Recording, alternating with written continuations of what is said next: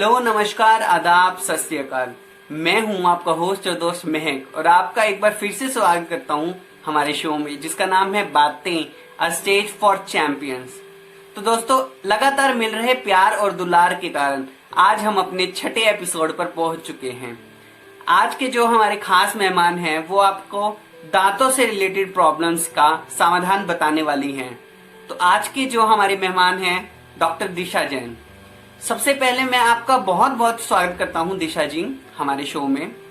मेरा आपसे पहला सवाल है कि जैसा कि देखने में आया है, लॉकडाउन के चलते लोगों के फूड इनटेक में बढ़ोतरी हुई है। जहां हम 2 से 3 बार भोजन लेते थे, इसकी संख्या बढ़कर 4 से 5 बार हो चुकी है। तो मेरा आपसे जानना है कि इस बढ़ते हुए फूड इनटेक के कारण क्या हमें कोई डेंटल प्रॉब्लम्स भी हो सकती है? अगर हाँ, तो इसके क्या सॉल्यूशंस हैं? कृपया हमारे दर्शकों को बताइए। सबसे पहले तो मैं धन्यवाद देना चाहूँगी किंशु जी का, महक आपका एंड एंटायर बातें टीम का, जिन्होंने एक बहुत अच्छा इनिशिएटिव लिया है लोगों को अवेयर करने का और मोटिवेट करने का इस टाइम पे। Now moving on to your question, जैसा कि आपने बोला, हाँ, हम लोगों का रूटीन काफ़ी चेंज हो गया है इस टाइम पे। एंड रूटीन चेंज होने का सबसे ज़्यादा इफेक्ट पड़ता है हम लोगों की बायोलॉजिकल क्लॉक पे। जब बायोलॉजिकल क्लॉक हमारी इफेक्ट होती है तो हम लोगों को क्रेविंग्स होती हैं कैलोरी रिच फूड खाने की, शुगर कंजम्पशन हमारा इंक्रीज हो जाता है।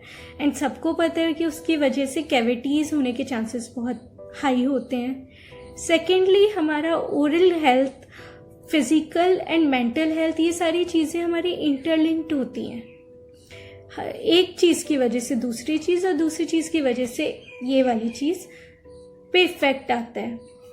जैसे कि अगर आपको गम्स डिसीजेज है या कैविटीज़ है तो इसकी वजह से आपको डायबिटीज़, ब्लड प्रेशर, ये सारे होने के चांसेस काफ़ी ज़्यादा हाई होते हैं। सेम वे अगर आपको डायबिटीज़ है, शुगर है, तो आपको गम्स डिसीजेस के चांसेस बहुत हाई होते हैं। सो इस टाइम पे हम लोगों को ये सारी चीज़ें पे बहुत ज़्यादा ध्यान देने का ज़रूरत है। ऑल्सो कुछ लोगों को थोड़ा स्ट्रेस भी है इस टाइम पे, उसकी वजह से भी कई बारी लोग स्ट्रेस की वजह से आपको अल्सर्स हो जाते हैं, माउथ अल्सर्स हो जाते हैं, या फिर लोग रात को क्लेंचिंग करने लग जाते हैं, नाइट ग्राइंडिंग करने लग जाते हैं, जिसकी वजह से मसल्स में पेन होने लग जाता है या फिर आपको सेंसिटिविटी होने लग जाती है। तो इस सब को हमें कैसे सही करना है, कैसे हम घर पे रह के अपना इम्यूनिटी भी बढ़ा सकते हैं और साथ में हम अपना डेंटल हेल्थ इम्प्रूव कर सकते हैं, ताकि ये जो डायबिटीज़ वगैरह ये सारी बीमारियां हैं, इन सबको हम कंट्रोल में रख सकें। सो मैं आपको यही सारी चीज़ें कुछ बताना चाहूँगी। सबसे पहले तो हमें एक्टिव रहना है, फिट रहना है, वो रहना बहुत ज़रूरी है, सेडेंट्री लाइफस्टाइल की तरफ नहीं जाना। सेकेंडली, ब्रशिंग करनी है, दिन में 2 बार ब्रश करना है। ब्रशिंग के साथ साथ फ्लॉसिंग बहुत ज़रूरी होती है। खाली ब्रश से काम नहीं चलता, तो हमें फ्लॉसिंग भी करनी है। अगर हम फ्लॉस नहीं कर पाते हैं तो एक ब्रश आता है, प्रोक्सा ब्रश बोलते हैं हम, जो दांतों के बीच में जाके जिससे हम क्लीन कर सकते हैं, हमें वो यूज़ करना है ताकि दांतों में खाना ना फंसे। खाना खाने के बाद कुल्ले करने हैं, गुनगुने पानी में नमक डाल के, सॉल्ट वाटर रिंसेस बोलते हैं, वो करने हैं, जिससे जो खाना है वो नहीं फंसेगा, आपके गम्स हेल्दी रहेंगे। शुगर कंजम्पशन कम करना है, दिन में 2 से 3 बार मीठा खाना खाइए अगर खाना है तो। और मीठा खा भी रहे हैं तो कोशिश करिए कि एक ही बार में खाएं, पूरा दिन बार बार मीठा नहीं खाना। पानी का ज़्यादा से ज़्यादा कंजम्पशन कीजिए, जितना ज़्यादा पानी पिएंगे उतना ज़्यादा आपकी बॉडी भी हाइड्रेट रहेगी और आपका दांत भी क्लीन रहेंगे। It was so nice to have your words as an advice. मेरा आपसे अगला प्रश्न दिशा जी, जैसा कि हमें बचपन से ही सुनने को मिलता है कि जो हमारे पुरानी पीढ़ी के लोग, हमारे दादा दादी, हमारे नाना नानी थे, उनके दांत बहुत ही मजबूत हुआ करते थे। हालांकि वो अपने दांतों को लेकर इतने ज्यादा कॉन्शियस भी नहीं थे। मेरा आपसे यही प्रश्न शुरू होता है कि आजकल जो युवा हैं वो अपने दांतों को लेकर बहुत ज्यादा कॉन्शियस हैं और फिर भी उनके दांतों में बहुत सी प्रॉब्लम्स हो रही हैं। आपका इसके बारे में क्या विचार है और इन प्रॉब्लम्स को हम कैसे सुधार सकते हैं। आपने बहुत अच्छा क्वेश्चन किया Mehak ji. What is the secret behind good old teeth? हमारे एंसेस्टर्स, हमारे पूर्वजों के दांत इतने अच्छे कैसे होते थे? क्या सीक्रेट है इसका? आप बिलीव नहीं करोगे अगर मैं आपको बोलूंगी the secret lies in our diet and dietary habits. Yes, our diet. हमारे ancestors they are more into raw diet, raw meat, raw vegetables, raw fruits जो चबा के खानी होती थी, वो सारी चीज़ें खाते थे। इस डाइट में काफ़ी ज़्यादा फाइबर होता था और जब च्यू करते थे तो एक्सरसाइज होती थी दांतों की भी, मसल्स की भी, जिससे जो हमारे दांत थे वो खुद सेल्फ क्लीन, स्वतः ही क्लीन हो जाते थे।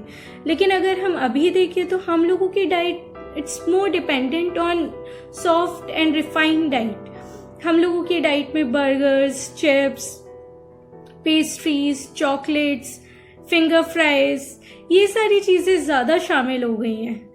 ये सारी चीज़ों से क्या होता है, ये सब दांतों की सरफेस पे जाके चिपक जाती है, वहीं रहती है, खुद से रिमूव नहीं हो पाती।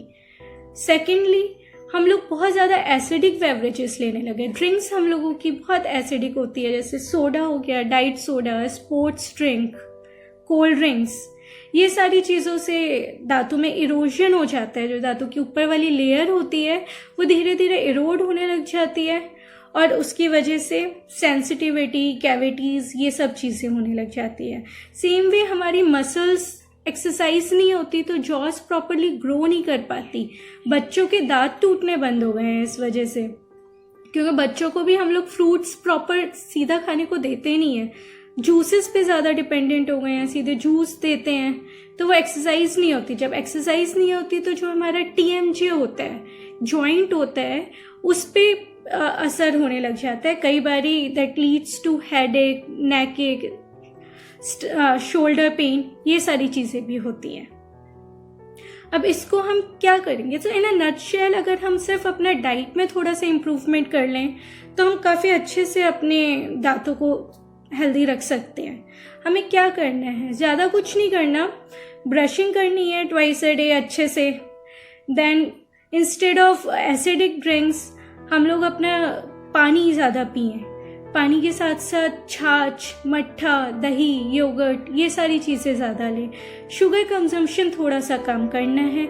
उसके बदले हम लोग हेल्दी स्नैक्स ले सकते हैं, लाइक नट्स लें, आप रॉ फ्रूट्स खाइए, वेजिटेबल्स खाइए, ये हेल्दी चीज़ें होती हैं। आपका बहुत बहुत शुक्रिया दिशा जी। मेरा अगला सवाल, जैसा कि हम सब जानते हैं मार्केट में अलग अलग तरह के माउथ वॉश आ चुके हैं और इसकी लिस्ट बहुत लंबी है। मैं हर एक ब्रांड का नाम ना लेते हुए आपसे जानना चाहूंगा कि क्या माउथ वॉश हमारे मुंह के प्रयोग के लिए सुरक्षित है? अगर नहीं तो इसकी जगह हम किन बातों का ध्यान रखते हुए अपने मुंह को स्वस्थ बना सकते हैं? जैसे आपने सही बोला, बहुत टाइप के माउथ वॉश आते हैं मार्केट में एंड हर माउथ वॉश का फंक्शन डिफरेंट होता है। So these are chemical mouth washes and हर माउथ वॉश एक डिफरेंट टाइप की कैटेगरी को, डिफरेंट टाइप की चीज़ों को केटर करता है एंड वो एग्जैक्टली कौन सा माउथ वॉश किस चीज़ के लिए ज़रूरी है वो आपका डेंटिस्ट ही आपको देख के बता सकता है।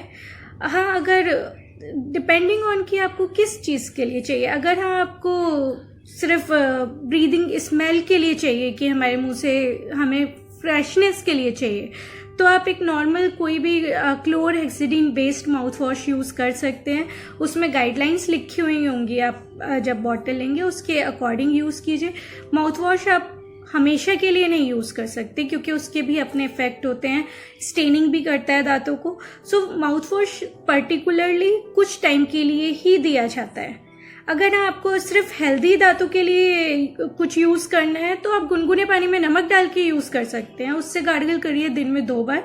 वो बहुत अच्छा और कारगर तरीका होता है और आपकी गम्स की हेल्थ उससे सही रहती है, अच्छी रहती है। बहुत बहुत धन्यवाद दिशा जी। मेरा अगला सवाल आजकल के नन्हे मुन्नों को लेकर है।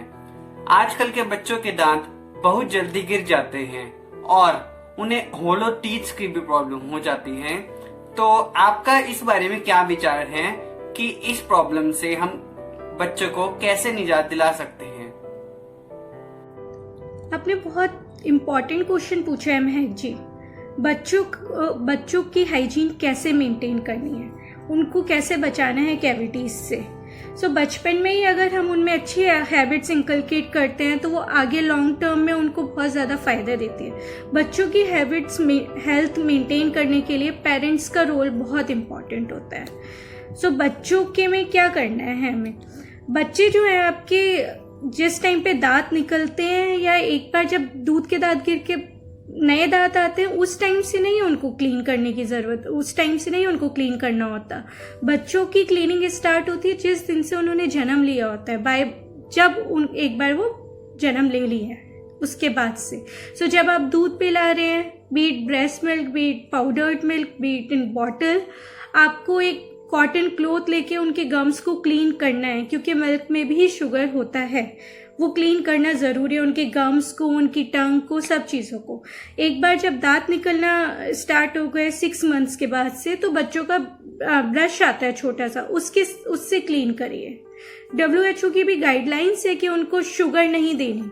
2 चीज़ें हैं जो बच्चों को कैविटीज से बचाती है, ब्रशिंग, दिन में 2 बार ब्रशिंग, ताकि जो प्लाक की लेयर है वो ना जमा हो। सेकेंडली उनको शुगर नहीं देनी, नो फ्री शुगर्स। सो जैसे मैंने बताया WHO की गाइडलाइंस है कि 2 साल की उम्र तक बच्चों को शुगर नहीं देनी होती।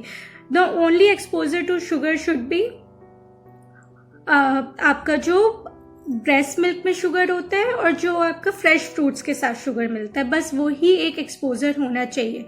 अगर हम उनको अलग से हनी पैसिफायर्स देते हैं, शहद, गुड़, मेपल सिरप, ये सब एक्स्ट्रा फ्री शुगर्स होती है, ये सब कुछ भी नहीं देना हमें।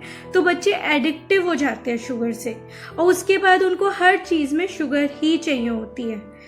एक्सपोजर उनका कम करना है। एंड सेकेंडली ब्रशिंग उनको अच्छे से करानी है। सो बच्चों के लिए ब्रशिंग में आप उसको ऐसा हैबिट या ऐसे एक्टिविटी बना के कराइए। ये नहीं समझिए कि वो एक काम है, रिस्पॉन्सिबिलिटी है, नहीं तो बच्चे करेंगे नहीं। सो आपको ये ध्यान देना है कि बच्चे, पेरेंट्स जो होते हैं वो उनके लिए रोल मॉडल होते हैं। सो जो आप कर रहे हैं, अगर आप दोनों टाइम ब्रश करते हैं तो बच्चे भी आपको देख के करेंगे। उनके साथ उसको ब्रशिंग को एक प्ले की तरह करिए।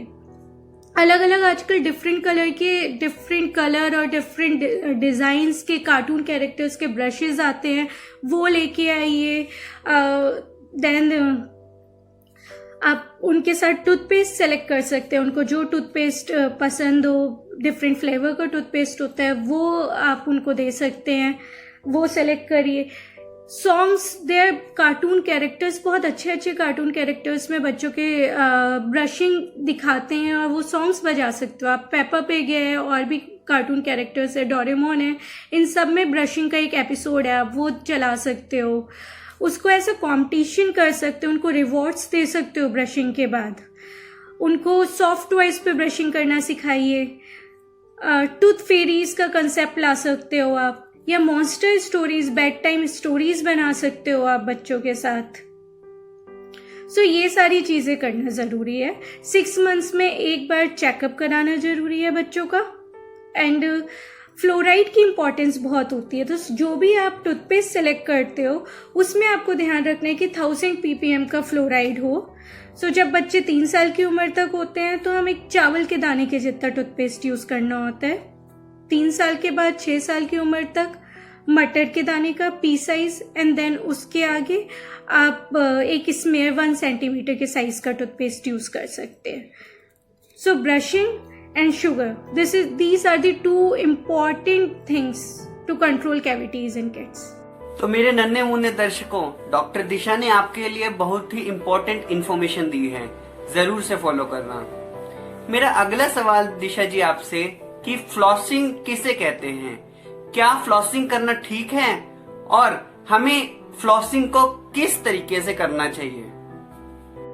महक जी, आपने पूछा था फ्लॉसिंग क्या होती है, उसे करना जरूरी है और किस लिए, कैसे करते हैं। सो बेसिकली जब हम ब्रश करते हैं, हमारे ब्रश के ब्रस्टल्स सारी सरफेसेस पे पहुंच के क्लीन नहीं कर पाते। जो दांतों के बीच में हमारे जो दांत हैं, जब दोनों दांतों का ये बीच का सरफेस होता है ना, इस पे हमारे ब्रश नहीं पहुंच पाते, और इन दोनों सरफेसेस के बीच में खाना फंसता है। स्पेशली जब हम फाइब्रस फ्रूट्स खाते हैं या फूड खाते हैं, वो सारी चीज़ें खाते हैं, या हमारे दांतों के बीच में गैप होता है, धीरे धीरे यहाँ पे खाना फंस के गम्स के बीच में सड़न होने लग जाती है और उसी की वजह से कैविटीज होने स्टार्ट होती है। तो इसीलिए इन एरियाज को क्लीन करने के लिए फ्लॉसिंग ज़रूरी होती है। देयर इज़ अ मिथ कि फ्लॉसिंग की वजह से गैप इंक्रीज हो जाता है। फ्लॉसिंग की वजह से गैप इंक्रीज नहीं होता दांतों का। Flossing is in fact an adjunct to brushing. आपका ब्रश कंप्लीट नहीं होता अगर आप फ्लॉस नहीं करते तो दिन में एक बार फ्लॉसिंग करनी ज़रूरी होता है। सो फ्लॉस क्या होता है? फ्लॉस इस टाइप के डब्बे में एक पतला डेंटल थ्रेड टाइप का होता है, वो होता है, ठीक है। आपको कम से कम 16 से 20 इंच निकालना होता है।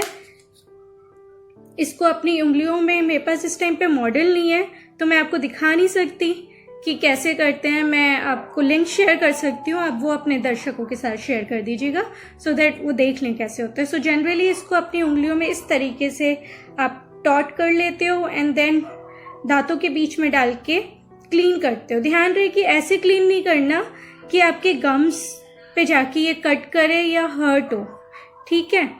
सो कुछ लोग फ्लॉस नहीं कर पाते, उनको मुश्किल होती है, स्पेशली पीछे के दांतों में। उनके लिए ऐसा एक फ्लॉसर होता है, वो यूज़ कर सकते हैं वो लोग। ये भी, इसका फंक्शन भी सेम फ्लॉस की तरह ही होता है, उसी तरीके से यूज़ होता है। बट जहाँ पे आपका कैविटीज़ जो आपने कभी फिलिंग कराया हुआ होता है, इसे आप वहाँ पे नहीं यूज़ करिए ज़्यादा, उससे फिलिंग निकलने के चांसेस होते हैं। देन किसी लोगों में स्पेसेस ज़्यादा होते हैं। जिन लोगों को गम्स डिसीजेज होती हैं या जनरलाइज स्पेसिंग होती है, उनमें फ्लॉसिंग वर्क नहीं करती क्योंकि थ्रेड बहुत पतला होता है। उन केसेस में आप इस तरीके का ब्रश होता है, इंटरडेंटल ब्रश या प्रोक्सा ब्रश, वो यूज़ कर सकते हैं। So instead of using toothpick, और आप जो भी लोग यूज़ करते हैं माचिस, टूथपिक, ये सारे के बदले आप ये यूज़ कर सकते हैं और ये सब करना ज़रूरी है। Thanks a lot, ma'am. We heard that a beautiful smile is the mirror of beautiful personality. My next question is to you that during this beautiful smile, we have to face some problem due to yellow tooths. So I would like to take some tips from you for teeth whitening. आपने बहुत सही question पूछा महक जी। हमारी smile ही हमारी पहचान होती है। हम जैसा सोचते हैं वो सब हमारी स्माइल में रिफ्लेक्ट होता है, लोग हमको उसी नज़र से देखते हैं।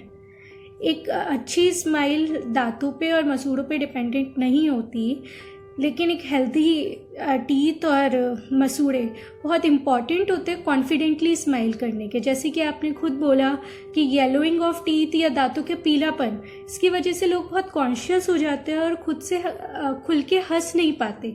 इसका क्या रीज़न होता है? काफ़ी सारे रीजंस पे डिपेंडेंट होता है।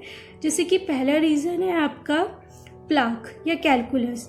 ये एक येलो कलर की पतली सी लेयर होती है जो कि हमारे दांतों पे चढ़ जाती है और धीरे धीरे ये हार्ड हो जाती है। जब हम बहुत टाइम तक खाते रहते हैं और अच्छे से हमारा ब्रशिंग नहीं हो पाता तो इस टाइप की लेयर फॉर्म होती है। आपने देखा भी होगा कि जिस दिन हम लोग रात को ब्रश नहीं करते या काफ़ी टाइम तक हमारा ब्रशिंग नहीं होता या फ्लॉसिंग नहीं होता तो एक वाइट कलर की लेयर जम जाती है जो हमारे हाथ से भी रिमूव करने से रिमूव हो जाती है। यही धीरे धीरे बढ़ के कैलकुलस का रूप ले लेती है, हार्ड हो जाती है और इसकी वजह से दांतों में पीलापन दिखने लग जाता है। दूसरा रीज़न है आपका बैड हैबिट्स, जैसे कि हम सबको ही पता है पान, कत्था, चूना, सुपारी, तंबाकू, स्मोकिंग, ये सब स्टेन्स क्रिएट करते हैं। थर्ड रीज़न आपका है हम जो रेगुलर अपना फूड प्रोडक्ट्स, हमारा जो हम रेगुलर डेली में जो हम खाना कंज्यूम करते हैं, इसमें बहुत सारी खाने हमारे ऐसे होते हैं जो कि पिगमेंट इम्पार्ट करता है हमारे दांतों पे। जैसे आपका कॉफ़ी हो गया, टी, ग्रीन टी दिखने में क्लियर कलर की होती है लेकिन काफ़ी ज़्यादा स्टेनिंग करती है। आपका टर्मरिक, हल्दी, सोया सॉस, टोमेटो सॉस, इन सब से भी स्टेनिंग होती है। फोर्थ रीज़न आपका मेडिसिन्स, आयरन टैबलेट्स। जो लोग खून को बढ़ाने के लिए आयरन टैबलेट्स लेते हैं या जिनकी डाइट में आयरन डाइट बहुत ज़्यादा होती है, उनमें स्टेनिंग्स ज़्यादा देखी जाती है। देन आपकी ड्रिंक्स होती हैं कुछ, जैसे कि एसिडिक ड्रिंक्स हो गई, आपका सोडा हो गया, देन आपके डार्क कलर के जूसेस होते हैं, क्रैनबेरी जूस वगैरह होता है, आपकी रेड वाइन होती है, ये सब भी काफ़ी ज़्यादा कलर इम्पार्ट करती हैं दांतों पे। एंड ओवर ब्रशिंग क्या होता है कि दांतों का कलर हमारा स्टार्क वाइट नहीं होता, थोड़ा सा एक टेंट होता है येलोइश कलर का हमारे दांतों में। किसी किसी लोगों में ये कलर थोड़ा ज़्यादा येलो होता है, लेकिन इसको कम वाइट करने के चक्कर में कभी कभी लोग ओवर ब्रशिंग करने लग जाते हैं। ओवर ब्रशिंग में क्या होता है कि जब हम तेज तेज हाथों से ब्रश करते हैं तो हमारे दांतों का ऊपर वाला लेयर होता है जो कि इनेमल जिसे हम बोलते हैं वो लॉस हो जाता है। एंड देन उसके बाद जो सेकंड लेयर होता है डेंटिन, वो काफ़ी डार्क कलर का होता है, डार्किश येलो कलर का होता है, वो दिखने लग जाता है, उसकी वजह से भी दांत पीले लगने लग जाते हैं। Then there are some intrinsic stains also, जो कि आपके जन्मजात होते हैं। हमारे बचपन में या प्रेगनेंसी के टाइम पे हमारी माओ ने कुछ ऐसा टैबलेट्स लिया होता है या कुछ ऐसा खाया होता है जिससे जब हमारे दांत बन रहे होते हैं उस टाइम पे ही उनमें कलर ऐसा आ जाता है। या फिर हमारा पानी जब बहुत ज़्यादा फ्लोराइड होता है उसमें तो वाइट से पैचेस आ जाते हैं। बट ये सारी चीज़ें हमें पता हो कि किस चीज़ से हमारा स्टेनिंग हो रहा है तो हम कंट्रोल कर सकते हैं। काफ़ी सारी चीज़ें हैं जो हमारे हाथ में होती हैं, जैसे कि हमारा फूड। जैसे मैंने बताया कि कुछ चीज़ें पिगमेंट्स, कुछ फूड से पिगमेंट्स क्रिएट होते हैं और वो धातु पे कलर इम्पार्ट करते हैं, वैसे ही कुछ फूड आइटम्स ऐसे भी होते हैं जो डी पिगमेंटेशन का काम करते हैं। जैसे आपका फूड, मैंने पहले भी बताया, आपका फाइबरस फूड और फ्रूट्स खाना बहुत अच्छा होता है दांतों के लिए। एप्पल जिसमें काफ़ी ज़्यादा फाइबर होता है, हाइड्रेशन होता है, उस सब से आपके दांतों का जो कलर होता है वो लाइट करता है। वो कुकुम्बर, खीरा, गाजर, कैरेट, ये सारी चीज़ें खाने से दांतों का कलर कम होता है। सो हमें ध्यान रखना होता है अपनी हैबिट्स के ऊपर भी कि हम कॉफ़ी पी रहे हैं तो कितना पी रहे हैं, उसका कंजम्पशन कम करना है। अगर हम कोल्ड ड्रिंक्स ले रहे हैं या सोडा वगैरह ले रहे हैं तो स्ट्रॉ के साथ पिएं, ज़्यादा ना पिएं। साथ में बाकी ट्रीटमेंट्स, डेंटल ट्रीटमेंट्स भी होते हैं, जैसे कि आपका टीथ वाइटनिंग होता है, वेनियर होता है, प्रोफेशनल क्लीनिंग्स होती हैं। वो सब आपके डेंटिस्ट आपको ज़्यादा अच्छे से बता पाएगा कि किस वजह से आपका स्टेन्स है और कैसे सही होगा। दिशा जी, आपका बहुत बहुत धन्यवाद इतनी महत्वपूर्ण जानकारियां हमारे दर्शकों तक पहुंचाने के लिए। तो चलते चलते मेरा अंतिम प्रश्न दिशा जी ये कि आप कुछ ऐसे टिप्स हमारे दर्शकों को देकर जाएं जिससे वो इस लॉकडाउन के चलते अपने दांतों को मजबूत बनाने के लिए उपयोग में ला सकें और उन्हें फ्यूचर में कैसे इम्प्लीमेंट कर सकें। आपने सही बोला महक जी, लॉकडाउन की वजह से डेंटल क्लिनिक्स पूरी तरीके से ओपन नहीं हुए हैं और जो ट्रीटमेंट्स हो रहे हैं वो इमरजेंसी ट्रीटमेंट्स ही हम दे पा रहे हैं आजकल। तो इस टाइम पे लोगों को और विशेष ध्यान देने की ज़रूरत है अपनी हाइजीन पे। तो जैसे मैंने पहले भी बताया था, आपको अपना जो भी आप खा रहे हैं उस पे वॉच रखना होगा, वो बहुत ज़रूरी है। हार्ड और स्टिकी चीज़ें अवॉइड करनी होंगी। Brushing, this no shortcut to brushing, 2 बार ब्रश करना ही करना है। वार्म सलाइन रिंसेस करने हैं गुनगुने पानी में नमक डाल के। फ्लॉसिंग करना है। लोग ब्रशिंग करने के बाद सोचते हैं कि ये कंप्लीट हो गया, टंग क्लीन नहीं करते। So tongue cleaning is also an step in brushing. So brushing के साथ साथ टंग क्लीनिंग करना ज़रूरी है। विटामिन सी का इंटेक आप लोग बढ़ा सकते हैं जिससे कि आपके गम्स हेल्दी रहे। हार्ड फूड अवॉइड करना है। अपनी हैबिट्स पे वॉच रखना है। कुछ भी लोगों को पेंसिल च्युइंग की और माचिस डालने की मुंह में, ये सारी चीज़ों की जो हैबिट्स होती हैं, ये सारी चीज़ों की हैबिट्स अवॉइड करनी होंगी। एंड सबसे ज़्यादा अपना शुगर एक्सपोजर पे ध्यान देना होगा। ठीक है, जो भी आप खा रहे हैं, जितना भी आप शुगर ले रहे हैं, वो एक बार में लेने के बाद कुछ फाइब्रस ले लीजिए ताकि वो चीज़ क्लीन हो जाए। अपना शुगर देखिए, टी में, कॉफ़ी में आप जो चीनी ले रहे हैं उसके साथ कुकीज़ ले रहे हैं,